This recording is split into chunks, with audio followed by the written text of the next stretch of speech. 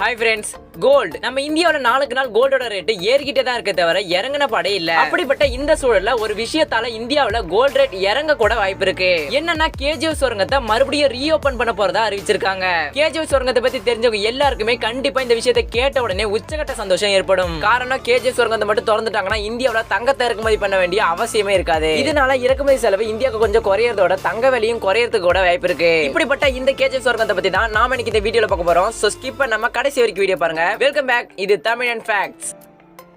ஆங்கிலேயர்கள் தங்களோட ஆட்சியில இந்தியாவிலிருந்து பல விலைமதிப்புடைய பொருட்களை சொரண்டி எடுத்துட்டு போய் அவங்க நாட்டுல பயன்படுத்திக்கிட்டாங்க. அப்படி அவங்க தங்கத்தை சொரண்டறதுக்காக பயன்படுத்தின சுரங்கம் தான் கோலார் தங்கவேல்னு சொல்லப்படுற இந்த கேஜிஎஃப் சுரங்கம். கர்நாடகாவில் இருக்கிற இந்த கேஜிஎஃப் சுரங்கம் இந்தியாவுடைய பாரம்பரியமிக்க ஒரு தங்க வயலாவே இருந்துட்டு வருது. ஆங்கிலேய ஆட்சி முடிஞ்சதுக்கு அப்புறம் இந்த சுரங்கத்துல இருந்து தங்கத்தை எடுக்கிற பணியை தொடரவே முடியல. ஒருவேளை மறுபடியும் அந்த சுரங்கத்தை தோண்டி தங்கத்தை எடுக்கணும்னாலும் பல உயிர்பலிகள் ஏற்பட வாய்ப்பு இருந்தது. காரணம் அந்த அளவுக்கு இந்த சுரங்கத்தை தோண்டி தங்களோட நாட்டுக்கு தங்கங்களை ஏற்றுமதி பண்ணிக்கிட்டாங்க ஆங்கிலேயர்கள். அது மட்டும் உலகத்திலேயே அதிகமான தங்கங்கள் இருக்கக்கூடிய சுரங்கம் இந்த கேஜிஎஃப் சுரங்கமா சொல்லப்படுது. இதனாலேயே ஆங்கிலேயர்கள் அதிகப்படியான தங்கங்களை தங்களுக்கு தேவையான அளவுக்கு எடுத்துட்டாங்க.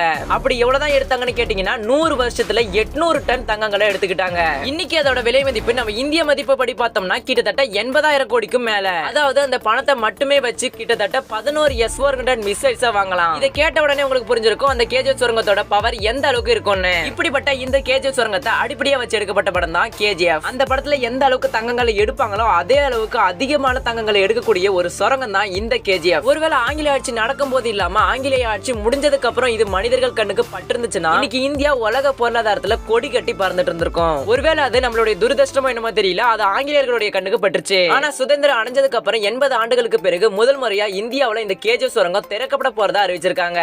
80 ஆண்டுகளுக்கு அப்புறம் இந்தியாவுல தங்க உற்பத்தி ஆரம்பிக்கிறதுனால இது இந்தியாவுடைய பொருளாதாரத்துக்கு பல மடங்கு பலம் சேர்க்கும்னு சொல்லப்படுது. இப்போதைக்கு கர்நாடக அமைச்சரவையில BGML அதாவது பாரத் கோல்ட் மைன்ஸ் லிமிடெட் கம்பெனிக்கு சொந்தமான 1003 ஏக்கர் நிலத்துல இருக்கிற சுமார் 13 கழிவு மேடுகள்ல தங்கம் எடுக்கிறதுக்கு அனுமதி அளிக்கப்பட்டிருக்கு. இந்த 13 கழிவு மேடுகள்லயும் கிட்டத்தட்ட 23 டன் தங்கம் இருக்கிறதா கணிக்கப்பட்டிருக்கு. இதன் அடிப்படையில BGML கம்பெனி இந்த மைன்ஸ்ல தங்கத்தை எடுக்கிறதுக்கு முன் வந்திருக்கு. இதுக்கு முன்னாடி இந்த காலகட்டத்தில் வெறும் சாதாரண மிஷின்ஸ் மட்டுமே வச்சு இந்த சுரங்கத்துல தங்கத்தை எடுக்க முடியாததுனால ஹீட் ப்ளீச்சிங் மற்றும் கார்பனின் பல்ப்ங்கிற 2 வகையான சுத்தப்படுத்துற முறையை இந்த BGML கம்பெனி பயன்படுத்த போகுதா. இதுல இந்த ஹீட் ப்ளீச்சிங் முறையை பத்தி சொல்லணும்னா நம்ம எப்படி ட்ரெஸ் எல்லாம் சுத்தம் பண்றதுக்கு ப்ளீச்சை பயன்படுத்துறோமோ அதே மாதிரி அந்த மைன்ஸ்ல இருக்க மண்ணெல்லாம் தோண்டி எடுக்கும் போது அதுல இருக்க அழுக்கெல்லாம் நீக்கி சுத்தமான தங்கத்தை பிரிச்சு எடுக்கிறதுக்காக சில வகை ரசாயனங்களை பயன்படுத்துவாங்களாம். இந்த முறைகளை பயன்படுத்தி கேஜிஎஃப் சுரங்கத்துல வருஷத்துக்கு 750 கிலோ தங்கத்தை எடுக்கலாமா. இதனால இந்தியாவுல இறக்குமதி செலவு குறையும், அதே சமயம் நம்ம இந்தியாவுடைய பொருளாதாரமும் மேம்படுறதுக்கு வாய்ப்பு இருக்கு. கடைசியா இந்த வீடியோ பார்த்துட்டு இருக்க நீங்க நம்ம இந்தியாவுடைய இந்த கேஜிஎஃப் சுரங்கத்தை நினைச்சு பெருமைப்படுறீங்கன்னா மறக்காம இந்த வீடியோக்கு ஒரு லைக் கொடுத்துருங்க.